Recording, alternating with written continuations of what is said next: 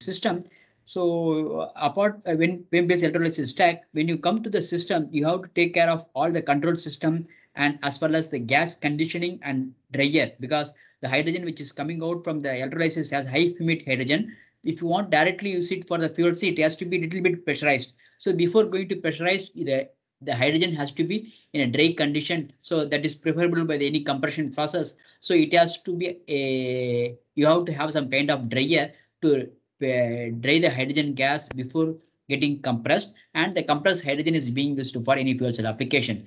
And apart from that, you need to have a you need to feed a, because we are using proton cation exchange membrane based system, so it has a high sensitivity towards the impurities. So we need to have a high pure low ionic conductivity water, that is 4 mega ohms resistance water has to be used as a feed in the PEM-based technology. So you need to have a proper RO system and water purification system before feeding the water into the electrolyzer stack. So these are the BOP components which we must take care when you developing a PEM-based electrolyzer system.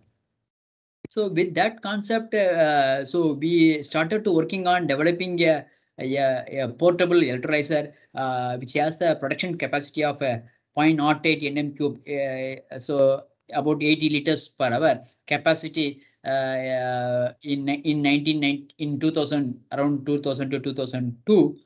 So we developed when I was in CSIR Sikri, so we developed a 80 liters capacity PEM-based water electrolyzer, and that has been tested extensively for more than 3000 hours. And we predicted about 10 microvolt per hour decay rate in voltage decay rate. Here we have used iridium oxide as the anode catalyst and platinum black as the cathode catalyst, and platinized Nafion, platinized titanium mesh and titanium plate, which has a circular design, has been used as the flow field plate for making this kind of system. So it is our first attempt to make a integrated.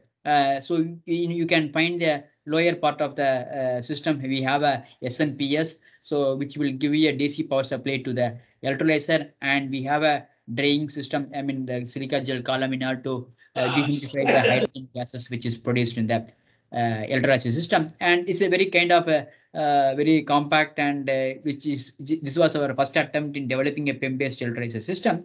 And based on that knowledge which we gained, so we also started to working on developing higher capacity PEM-based electrolyzer system up to 5 nm cube, but I was involved only up to development of 2 nm cube per hour production capacity. Here the electrode area was a little bit scaled up to 500 square centimeter, and we have put in 5, and we are operating up to about 500 to 600 milliampere per I mean, sorry, 1 ampere per cm square. That was a maximum currency which we could able to achieve at the voltage of 2.268 volt. And we got the energy consumption of 5.6 kilowatt hour per nm cube with using Nafion 117 as the membrane, and anode electric catalyst as iridium, and platinum black as the cathode catalyst. So not only a electrolyzer stack, we take care of all the BOP components of which is required for the making. So this is a very integrated system which has a hydrogen dryer within that box, and when you see the outlet, you can find a dry hydrogen which is also be, so in later point of time the hydrogen which is coming out from the electrolyzer also, it is 10 bar pressure we could able to pressurize the hydrogen. So this is our next attempt when developing a pressurized large scale PEM-based electrolyzer system, and it has also been extensively tested more than 500 hours, and the step performance was quite stable. So with that, actually, I left from the CSI Asikri. And so when you're considering that PEM-based electrolyzer system, there are stack and system cost has to be considered. So in the case of stack cost, the major cost component is the flow field plate, the titanium, which has to be platinized. So that is one of the 50% of the cost component is the PEM-based, flow field plates, and remaining 25% is the core component of membrane electrode assembly, and rest of things are a balance of stack, especially tie rods and gaskets and all those things. And when you see about the cost wise, system cost wise, the major cost is the stack, and the rest of the cost about 15% is power supply, because when you see when I say the energy consumption is based on the DC power input. So, but if you integrate this electrolyzer unit to the grid or a renewable energy sources, you need to take care of the you need to consider the conversion efficiency of the inverter or converters actually. So in the case of power supply also, because the transformer based power supply may not give high efficiency, so it may take higher input from the grid and it will with the efficiency of 60 to 65%. So we need to consider the when you are calculating the cost of the hydrogen, you have to consider the grid electricity which we used for generation of hydrogen, not the DC power supply. So whatever the energy consumption which we discussed, only the DC power supply. But when you considering the overall techno-economic analysis, you have to consider the grid electricity or renewable electricity. From that, what are the conversion losses which you must also be encountered while you are calculating the cost of the produced hydrogen. So in that case, so we need to have a very pakka power supplies which must have a high conversion efficiency, about 90% or 85% with a low ripple. So these are the factors which we need to consider when developing a power supply for the PEM-based electricity system. So here I have summarized key manufacturers in the globally for the PEM-based electrolysis system, and they are producing a maximum of 2 to 200 nm, even 3000 nm cube per hour production capacity with the average energy consumption of 4 to 5 kilowatt hour per nm cube and with a maximum pressure of 100 bar to 85 bar. So this technology has been internationally, it has been installed in megawatt level and which purity of 999 or 999 purity, which is required for the operation of PEM-based fuel cell system.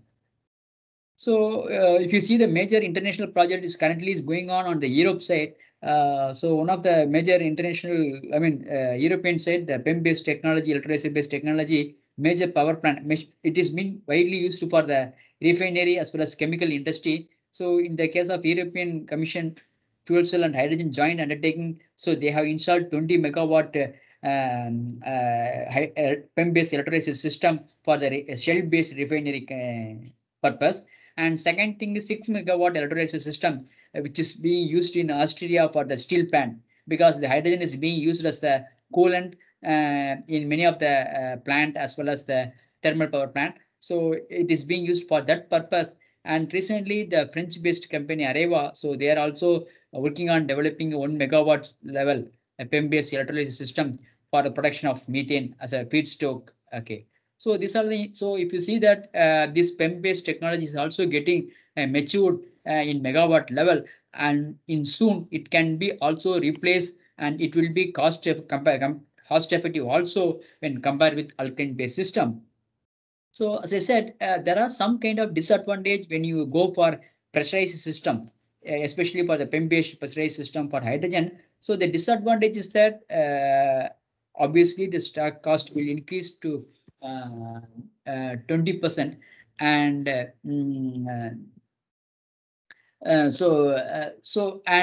is a different, because we are operating the system in a differential pressure. So we must take care of the hydrogen back to fission in the PMFC stack.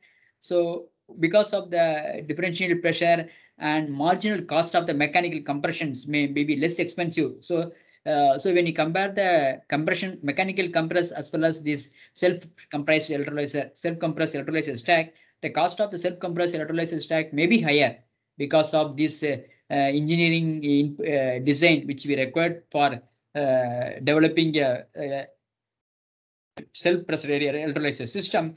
So in that case, it may be higher than the mechanical compressor based system. But one advantage is that it is completely noise free and the efficiency will be high. So in that aspect, so even if you can invest some higher cost for procuring the self-compressed PEM-based electrolyzer system, and the advantage, as I said, it's a simpler design. So there is no moving part. So and lower noise, which will eliminate the external compressor. And we don't want to adopt any mechanical compressor and the frequent maintenance of all those things actually. So that it has a both plus and minus, but people are nowadays is looking to eliminate the mechanical or external compressor. So the people are going with a self-pressurized PEM-based electrolysis system for any kind of application. So there are some target which has been defined by the DOE in the case of lifetime energy consumption, the efficiency wise. If you see the efficiency, so about 50 to 60% in 2012, it has been uh, uh, energy consumption about ranging from 50 to 60 kilowatt hour per kg of at 100 kg per day production capacity. My minimum maximum lifetime, so that has been defined. It should be the minimum at the 2030. The minimum lifetime was should be around 66,000 and the maximum of 85,000. And the efficiency degradation that normally it will be in the normally it will express in the form of microvolt per hour decay, but in terms of percentage also it should be less than 1%. That's what people are expecting to achieve the target by 2030. So in India also there are a few groups are working on this PEM-based electrolyzer technology. So the one is CSIR SICRI, they are forefront in developing the PEM-based water electrolyzer technology, and the SPIC Science Foundation where we are working earlier actually. So they were also involved in developing 0.5 to 1 meter cube per hour capacity hydrogen generator using PEM-based technology, and ARC is also currently involved in developing a slightly modified way of electrolysing of water so that you can reduce the considerable energy consumption for the hydrogen production that we will discuss in subsequent slide. And JNTU Hyderabad also they are working on this small hydrogen generator based on PEM-based technology about 30 liters per hour capacity, which was funded by BARC. So these are there are few groups are working on this area, and especially for the system development, there are many academic institutions are working on developing materials and the components for this electrolyzer, but there are few people are working on developing a system level in this country. So, and another technology which is electrolyzer based technology for the commercial application is National Institute of Solar Energy, that is MNRE funded autonomous institutions. So they have installed alkaline based system for hydrogen generation, which is pressurized, which is giving using two-stage compressor. So they are storing the hydrogen at the pressure of 5 bar to 350 bar, and ultimately they are storing the hydrogen at 550 bar. So one of the uniqueness of this development is that so the electrolyzer, the alkaline based electrolyzer, which was integrated with the renewable energy sources.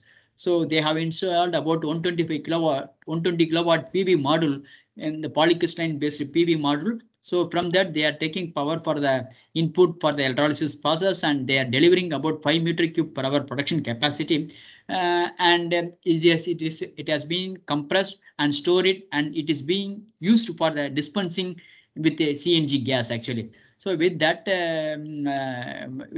kind of concept there, and they are working on, they have developed this system, and it has been demonstrated in NICE and IOCL R&D. So the team, they have also installed so these electrolyzers are imported electrolyzer. This IOCL, they have imported from Areva, the French company. So they have installed a 5 meter cube per hour capacity, maximum of 30 nm cube per hour also, which is delivered at 550 bar. The produced hydrogen is being used for dispensing HCNG, hethane. So it is being used as a mixture of hydrogen and methane as a fuel for the vehicles. So they have optimized the 18% of hydrogen, which is good enough when compared with, when you mix it with the CNG, it's give good range extent as well as efficiency in terms of pollution and all those things. Actually, emission is also. So IOCL is being recommended 18% hydrogen mixed methane is HCNG is being good for vehicular application. It has considerably reduced the SOx and NOx emission. So with that kind of concept, they are working on developing a on-site hydrogen generator based on this water electrolysis technology.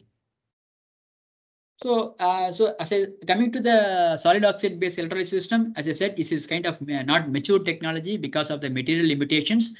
Because we need to operate the system at high temperature, because you need to carry out the oxide ion transport within the electrolyte. So the oxide ion transport can be carried out only at high temperature. So the operating temperature of the solid oxide water electrolysis is about 500 to 70, 500 to 800 degrees Celsius, and the metal, mostly nickel based ytteria stabilized zirconia is the electrode material which is widely used for the cathode, and lanthanum strontium manganese oxide is being used for the anode, and ytteria stabilized zirconia based electrolyte which is being used as the electrolyte. So, and I think not much work has been carried out in system level in the nationwide. The BRC, they have the roadmap on developing a material for this kind of electrolyzer, and they have demonstrated to 1 nm cube per hour capacity based on this technology. Coming to our kind of R&D, I mean, kind of development on hydrogen generation in ARCA. So we try to adapt 3 different routes for the generation of hydrogen. The electrolysis, which is bit kind of matured level, which can, especially in TR level, we are about 5 to 6. And we also adapted chemical metal hydride based route for the hydrogen generation. So that was demonstrated using sodium borohydride and water based hydrolysis system, which was demonstrated in a smaller scale, about 0.5 to 0.3 meter cube per hour capacity. And we are also working on some developing a material for the water electrochemicals. So that's only in the R&D stage actually. So coming into that particular technology, I mean, though we are working in PEM-based technology, but it's slightly deviate from the water electrolysis. So in first initially we were discussing about the energy consumption for the hydrogen production by water electrolysis about 5 to 6 kilowatt hour per nm cube. So with that nm cube, if you use it in fuel cell, you can hardly generate 1 to 1.2 kilowatt. So we thought that why can't we reduce the energy gap which is existing between production and utilization? So with that concept, we try to do adopting some electrochemical method, especially the PEM-based method technology, to generate hydrogen at a reasonably lower energy consumption than water electrolysis. Then we end up with kind of methanol water, because especially in the acidic base electrolysis system, most of the energy consumption is only taking place at the anode side. So not at the cathode side, but we want to produce hydrogen in a cheaper rate. So that is the thing. So we ready to sacrifice the oxygen evolution, so that if you carry out some other anodic reaction other than oxygen evolution, we can considerably reduce the energy consumption for the hydrogen production. So with that concept, we started to working on methanol based electrolysis system. So we can name it as a because methanol and water mixer, when you do electrolysis or any route, you will end up with hydrogen and CO2. This is a kind of methanol reformer which we commercially available by chemical method. So that's why we name it as a, because the chemical reactions are common. So that's why we name it as a polymer electrolyte membrane based electrochemical methanol reformation process. So that is the thing. And advantage of this process is that over water electrolysis, it has a unique advantage in both in terms of electrolysis and both in terms of chemical reformer actually. So if you see in terms of electrolysis, the energy consumption is 1/3 of the water electrolysis. So you can get the hydrogen at less than 2 kilowatt hour per meter cube. So that is one of the main features of this technology. And second thing is that we can reduce the capex by incorporating any carbon-based material, because the operating voltage of this process is less than the electrolysis process. We require only 0.5 to 0.6 volt per cell. So in that case, the carbon corrosion will not be a big issue. So you can use any carbon supported electrocatalyst and carbon based materials for the flow field. And like a fuel cell system, you can use any carbon based materials for the stack construction. So that can considerably reduce the capex of the system. And so these are the uniqueness when compared with the electrolysis process. And when compared with the reforming process, so because we have the membrane which will act as a separator as well as the electrolyte. So the hydrogen which is coming out from the system is well separated from the CO2 which is produced at the anode compartment.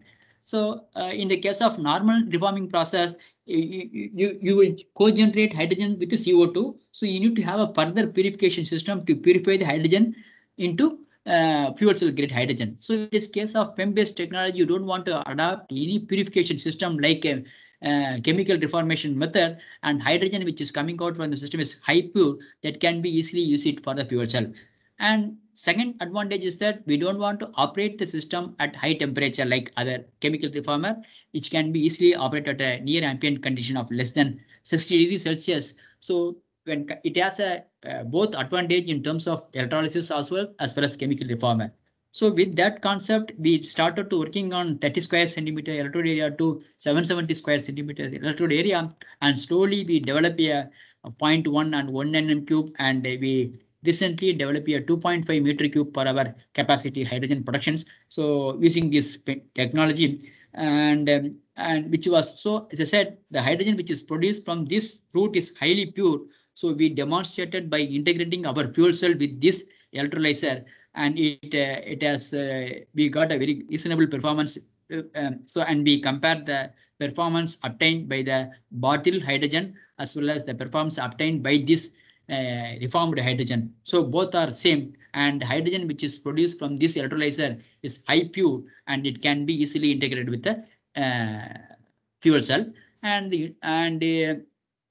one of the thing uniqueness of our technology is that we are using not a graphite, natural graphite based system. We are using exfoliated graphite, which are 50% lower density than the graphite. So the stack weight can be considerably reduced for making this flow field plate for the reactants circulations. And you can easily, by molding technique, you can create a desired design for the flow field, and that is the advantage of this. So our entire electrolyzer stack, which has been fabricated using this exfoliated graphite based separator plate. And this is our 1 nm cube per hour stack, which has been successfully integrated with the fuel cell, and it has been tested with the light load. And in the case of purity, if you see that the purities are higher, equal to the pure hydrogen, and from that was observed from the gas chromatography. And if performance of fuel cell is on par with the cylinder bottle hydrogen actually. So this is our fuel cell, this is our electrolysis stack, which has been integrated to give the power.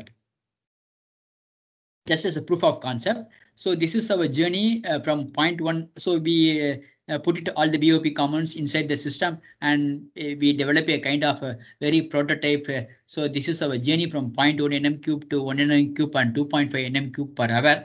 So which has been stored hydrogen. Whenever we require, we can use it for our application. So this is our overall view of this recently developed 2.5 nm cube per hour electrolyzer hydrogen generator by adopting this PEM-based technology. So if you see many of the international PEM-based technology, so they will adopt the modular type stack actually, because they say, for example, if you go with the modular type of stack, say for example 2 nm cube per hour modular stack, if you put it in series or parallel in series mode, you can generate up to 20 nm cube or 60 nm cube, whatever capacity you want.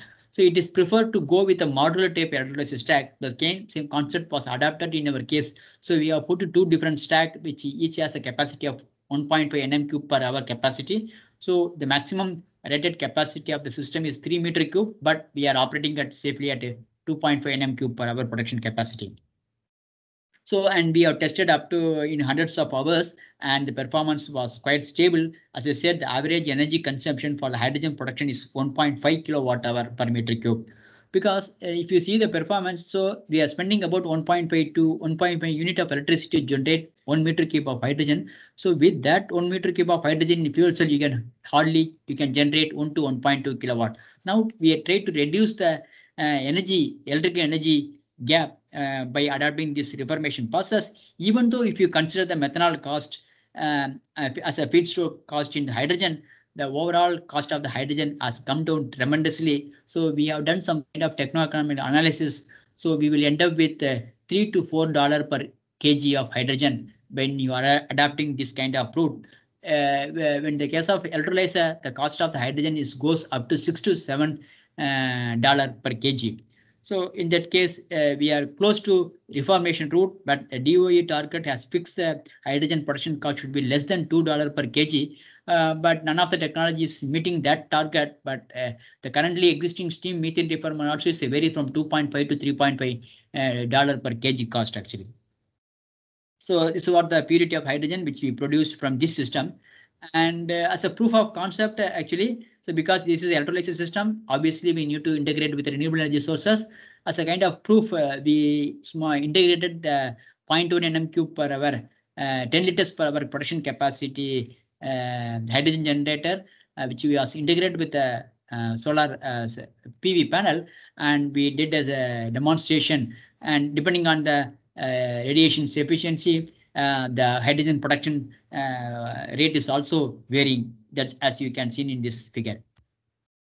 So during the course of the development, so we had a industry partner, those who are dedicated to work with us on developing a BOP components, and we signed a MOU on developing a BOP components, and to demonstrate the renewable energy integrated system for generation of hydrogen during the course of our journey. So currently we are underway to develop a complete renewable energy integrated electrolysis system to demonstrate the feasibility for the hydrogen generations, which has been integrated with the renewable energy sources. So apart from the system development, we do also concentrating on alternative materials, because when you work with the system development, so currently we are using a commercially available components like membrane and electrocatalyst. So parallelly, we started to working on developing our own materials for these components, especially electrocatalyst and membrane. So we also because we are also hiring students and JRF, SRF, and with their help, we started to working on developing alternative materials and alternative electrocatalyst for this electrochemical methanol reformation. So we have also developed a palladium-based electrocatalyst for HER, and mesoporous palladium. Also we have carried out as alternative electrocatalyst to the platinum, which was successfully tested in a smaller stack, and which shows reasonable on-par performance with a commercial electrocatalyst. And we also started to working on alternative materials. I mean, especially polymer electrolyte membrane, speak, and a composite membrane, which is suitable for this kind of electrolysis process. And we also success within this our own membrane. And currently we are in the way of scaling up our own membrane for this, adapting this adapting this material for the higher scale actually. And as I said, currently we are producing hydrogen at the ambient pressure. Like our water electrolyzer, so we need to be in a position to generate hydrogen in a slightly elevated pressure, because the fuel cell does not require more pressure, because this kind of electrolyzer technology is most suitable for on-site hydrogen generation. So in that case, we don't want to store hydrogen at elevated pressure and then reduce the pressure for the operation of fuel cell. So in that context, we try to generate hydrogen little bit elevated pressure from the ambient conditions, maybe up to 5 bar pressure. So we are currently working on developing a shelf compressed PEM-based ECMR stack, which will deliver hydrogen near to the ambient conditions. I mean, near to slightly elevated atmospheric pressure of 5 bar pressure. So we are successful in that up to 2 bar pressure. So which because the fuel cell does not require high pressure for the operation, especially hydrogen pressure. So it's good enough to operate 2 to 3 bar pressure. So if you could able to generate hydrogen from the ECMR stack at this pressure, it can be easily integrated with the fuel cell actually. So apart from this electrolysis process, we do working on developing some materials for alkaline as well as the seawater. So we are also looking to use the seawater as the source for the hydrogen. And we have developed novel materials, because when you do brain electrolysis, we will end up with hydrogen, chlorine, and oxygen. But chlorine again is a harmful gases according to the environmental concern. So we try to minimize the chlorine evolution by adopting composite, developing our own materials actually, which will completely eliminate the chlorine evolution. Even if you do brain electrolysis with that electrode material, you will generate only hydrogen and oxygen, not hydrogen and chlorine. So it's a kind of novel concept we are currently working on to developing a further so developing a system based on this electrode material. And we have a titanium based IRO2, and which has been modified with an Nafion, like a cation exchange resin, which will facilitate only oxygen evolution, not hydrogen evolution. Sorry, which will facilitate only oxygen evolution, not chlorine evolution. And we also working on some materials which are more suited, because MnO2 is a good electrocatalyst which will enhance the oxygen evolution rather than the chlorine evolution. So with that concept, we started to working on developing some nanorods which has high electrocatalytic activity towards oxygen evolution, even in chlorine medium. So currently we also working on that area to see the possibility of generating hydrogen from the seawater. So apart from the electrolysis, as I said, see, we also finding some kind of hydrolysis route, because metal hydrate is one of the source for the hydrogen generation. But when you do this, uh, I mean, hydrolysis with water, we will end up with some kind of unwanted product. So we try to adapt some methanol based hydrolysis process, so that we can minimize the number of steps for recycling of sodium borohydrate and eliminating the freezing problem. So all this kind of issues has been overcome by using a methanol based system instead of water based system actually. And so we have a good team on developing a effective titanium dioxide nanorods, which is most suitable for the photocatalytic applications. And we could able to produce gram levels of TiO2 array as nanotubes, so which is tested for photochemical applications. And we hope we could able to scale up this technology in a mass production actually. So as a result of this, our hydrogen energy program in the past 1 decade in ARCA, we come up with 4 patents, and recently the 2 patents has been awarded, and we could identify the industry, those who are really interested to take it up this technology for the commercial applications. And as a result, we could able to publish about 20 publications on this, especially on this particular area. And we trained quite number of 20 numbers of manpower, which are ranging from postdoc and PhD and trainees, especially internship and project students. And I mean, we do technology, and but at the same time we do disseminating our knowledge in terms of PhDs and internships, and we do attracting on the industry partner. So we try to address all the angle of this technological development as well as the academic aspect actually.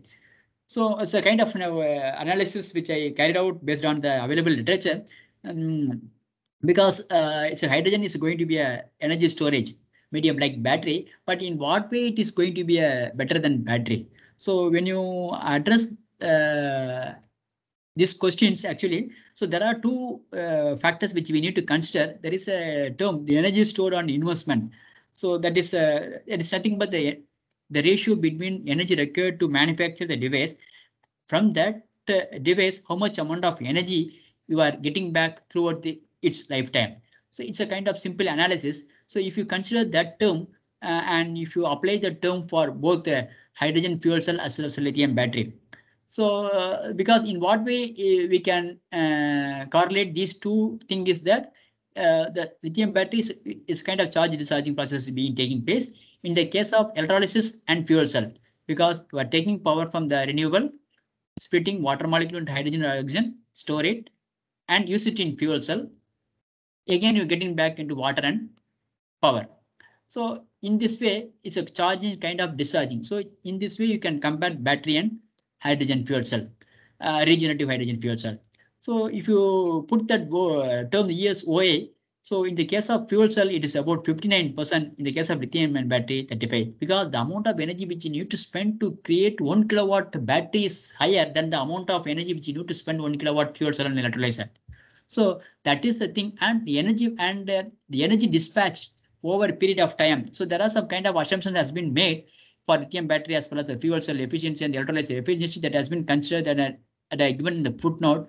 I mean, this stack life and the type of technology and the operating uh, efficiency, all those things I have given the footnote based on the literature. And if you see that the energy stored on investment for the case of fuel cell is quite high, and in the case of battery, it is quite less. But the efficiency wise, the battery is currently higher than the fuel cell and hydrogen, because in the lithium battery, you can get a mostly 80% efficiency. I mean, charge discharging cycle efficiency. Whereas in the case of electrolyzer, you are giving 2 volt as input and getting 0.6 volt as output. So that's the reason the efficiency of this hydrogen fuel cell is only 30%. And we hope people are working towards to bringing the gap, the voltage gap, to bring down the voltage gap and as well as to increase the fuel cell efficiency. If you operate the fuel cell a little bit higher voltage of 0.8 or 0.7, and if you reduce the electrolysis potential around 1.5, so there is a scope for further improvement in terms of efficiency, which we can attain up to 50 to 60% actually. So considering that and considering the emission, so the green route based on this hydrogen fuel cell electrolysis route will be the super will be the future technology as an energy storage medium. So with that end note, I thank for your patience, and I'm open to any questions. Thank you for your kind attention. So we have a very good group working on various aspects of the technology. Thank you. Thank you all.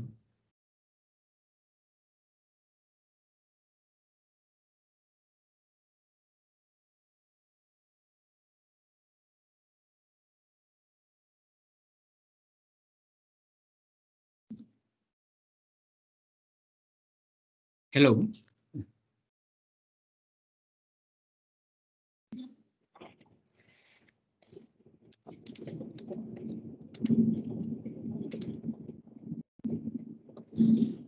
Participants, if you have any questions, you can unmute and ask the questions.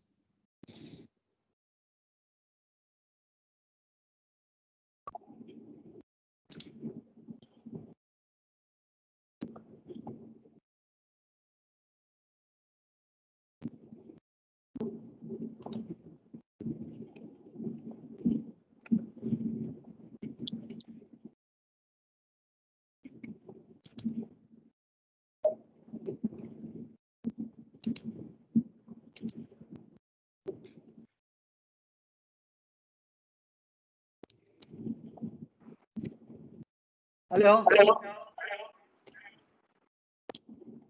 Sir, audible, sir. Your voice audible. Any query from the participants?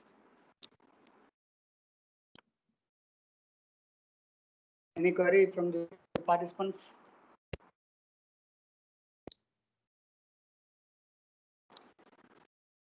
Hello. Sir. Hello. Sir. Is there any query from the participant side?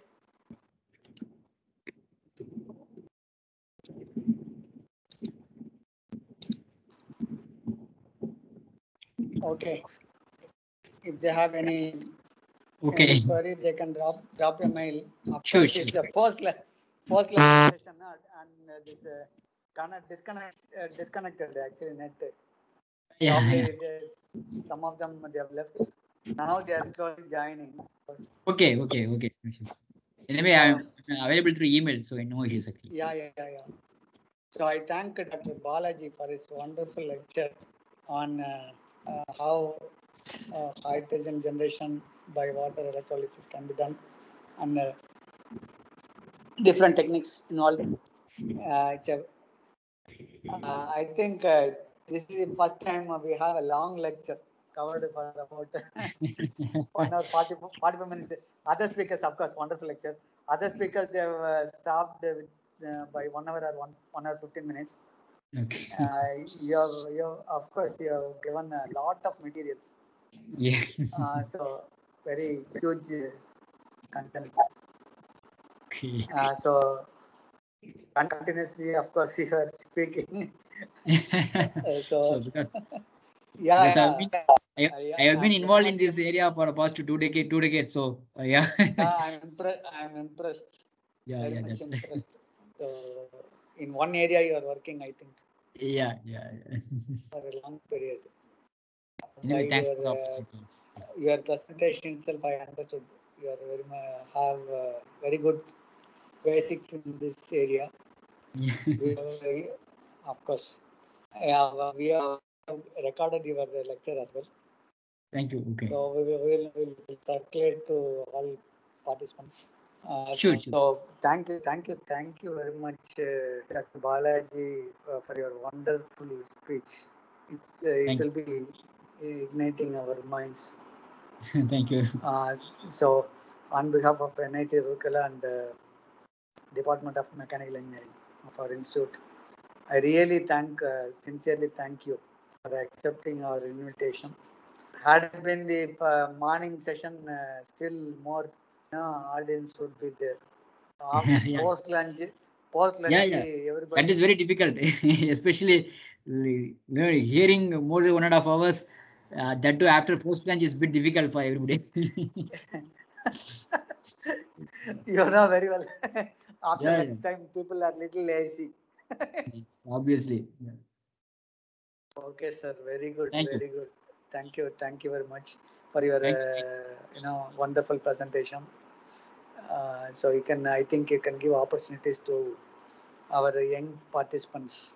Yeah, yeah. Some people have joined, from student side also, students and Okay. research Very scholars. good. Okay. I think about chemistry, physics. It's a Okay. interdisciplinary course, Yeah. some students from one girl, one lady from geology also Oh, okay. he joined. He told us, sir, I'm very much interested to attend. Please, recently joined Sure. as a faculty. So still this has to be propagated to many directions. I think many times it should be propagated. Then only people will get more awareness.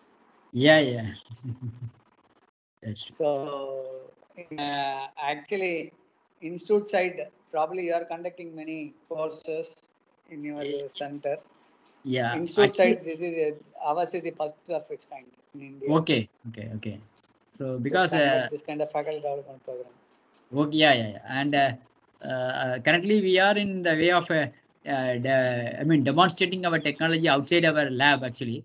So wherever we have the hydrogen and we try to demonstrate our own technology to make awareness and to attract other industry participants actually.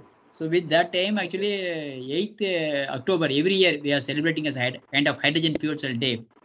Every year. So because that has been globally is being celebrated as a hydrogen fuel cell day because the atomic weight of the hydrogen is 1.008. So that represents the 8th October every year we are celebrating hydrogen and fuel cell day.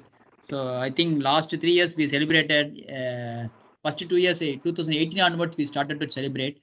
First 2 years we conducted a lectures of series of lectures and live demonstration. Because of this COVID situation last year we conducted through virtual mode. Anyway, we are continuing that. We will share our invitation to you people also, so you can also participate. Definitely. This virtual mode makes people sleepy, actually. Yeah, yeah. No, Actually, yeah. First 2 years we conducted normally we in live conduct demonstration, all those things. But last year we, because of these COVID situations, we conducted in a virtual platform. normally we conduct on site, no? That is in campus. In campus we conduct. So people Okay. used to come. Okay. Now, actually, face to face means 25, 30 participants from outside the campus they come. Okay. Okay. Yeah. Now it is virtual mode. Initially Anybody can 160 they have participate. Yeah. registered. Yeah, that's true. Initially 160 they have registered. Okay. But slowly it is declining towards the fourth day. Okay. So anyhow, so at least some people will learn better. Yeah, yeah. It Will will be. understand. It's a. Today your session, I think 90. Yeah, it's about 90, I think. 98, no? 90 something. So I really thank you very much for accepting our invitation. Deliver Thank a you, Professor. wonderful lecture. Thank you for inviting me also. Thank you. Thank you, sir. Thank you. Goodbye. Okay, good. Uh, Participants, please stay online. The next speaker will be uh, the next speaker will be Dr. Rajendranath Basu, Chief Scientist and Head, CSIR Central Glass and Ceramic Research Institute, Kolkata. He is also a professor in ACSIR. means it is a joint sister institute of CSIR. So please stay online. We will join at 2-3 minutes before the commencement of the program. 3:25 will join. 3:25. 3:30 start பண்றாங்கப்பா. Hello. இல்லைங்க.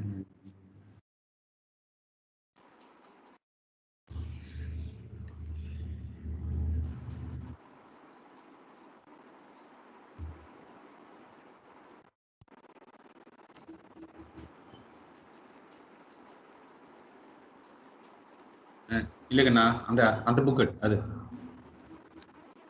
இல்லப்பா, இன்னொன்று.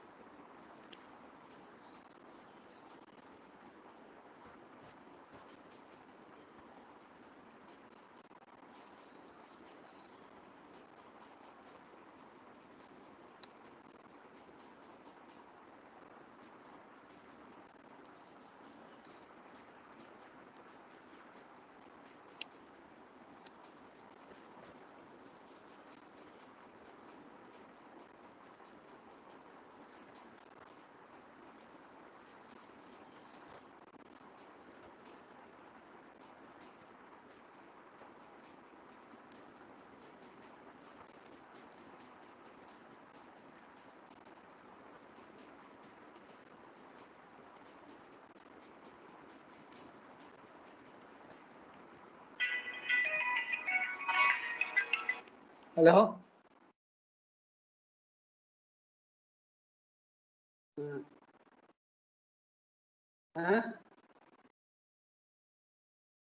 Is it?